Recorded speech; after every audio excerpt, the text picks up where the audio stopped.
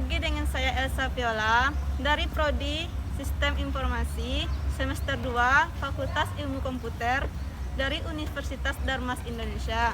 Baiklah, saya kali ini mewawancarai di kantor di Dinas Pangan dan Perikanan.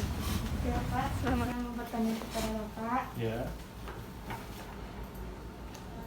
Jenis aplikasi apa yang ada di kantor ini, Pak? Aplikasi, untuk aplikasi sebenarnya banyak ya. Cuman spesifikasinya ada tertentu. Misalnya ada yang namanya Krishna, ada yang namanya proposal, ada juga untuk statistik nih kayak satu data. Cuma masing-masing itu punya kekhususan masing-masing. Misalnya kayak Krishna dia hanya menginput data di AK. Kalau proposal hanya untuk menginput proposal. Nah, seperti itu. Contoh-contoh yang lain juga berlaku sama. Ada juga Simda yang saya bilang bahwa itu khusus untuk keuangan. Jadi untuk aplikasi sejauh ini sangat banyak sih yang untuk digunakan pemerintah, namun belum terintegrasi dan belum terkoneksi. Oke, Pak, keuntungan dari aplikasi itu tadi apa, Pak? Oh, banyak. Misal saya contohkan satu proposal. Nah, biasanya dulu zaman kita sebelum ada digital ya, itu proposal diinput secara manual, dikumpulkan, lalu nanti dikirim bisa menggunakan jasa ekspedisi seperti pos. Nah, setelah dalam pengiriman itu terkadang kan nggak sampai tuh, atau di jalan mengalami kerusakan sampai di alamat udah rusak proposalnya. Namun dan itu butuh waktu sampai berminggu-minggu kan untuk penyelesaian pekerjaan. Nah, dengan proposal itu penginputan hanya cukup dengan melakukan scanner, dengan benda scanner kita nge-scan datanya, kita kirim, itu 1 hari selesai.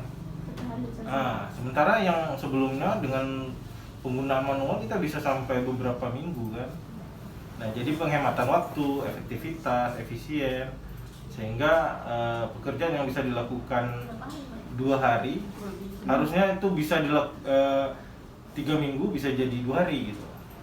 Seperti itu efektivitasnya dari penggunaan aplikasinya. Oke, Pak. Alasan memilih aplikasi tersebut apa, Pak? Alasannya, Pak? Alasannya sebenarnya itu merupakan perintah langsung sih sebenarnya dari pusat bahwa untuk mengefisiensikan kerja, mengefektivitaskan waktu pekerjaan, sehingga kita nggak membuang-buang waktu dalam melakukan suatu pekerjaan. Jadi diciptakanlah aplikasi-aplikasi dari pusat untuk mempermudah si pegawai dalam melakukan pekerjaan. Jadi mau tak mau harus bisa mengenal teknologi khususnya dunia digital. Kalau tidak, ASN itu tidak akan bisa berkembang. Dia harus bisa dia menggunakan teknologi agar dia bisa bersaing dengan bangsa lain. Gitu. Apakah aplikasi ini terhubung dengan aplikasi lain, Pak? Untuk saat ini ada beberapa yang bisa terhubung, seperti aplikasi simultan. Simultan itu terintegrasi dia dengan proposal. Namun dalam aplikasi lain itu masih bersifat tersendiri-sendiri karena ada beberapa data yang masih sifatnya individu. Dia belum bisa dikoordinasikan dengan yang lain. Namun dalam beberapa kasus sebenarnya udah bisa digabungkan.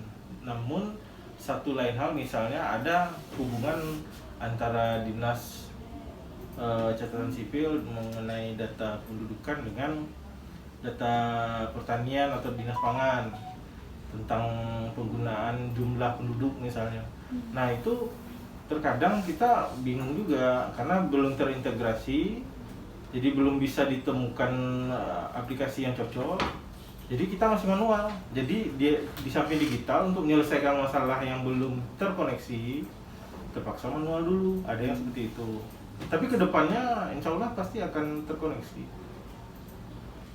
Tuh. Pak, itu saja yang kami wawancarai, Pak. Oke. Terima kasih, Pak. Ya. Sekian hasil dari wawancara saya.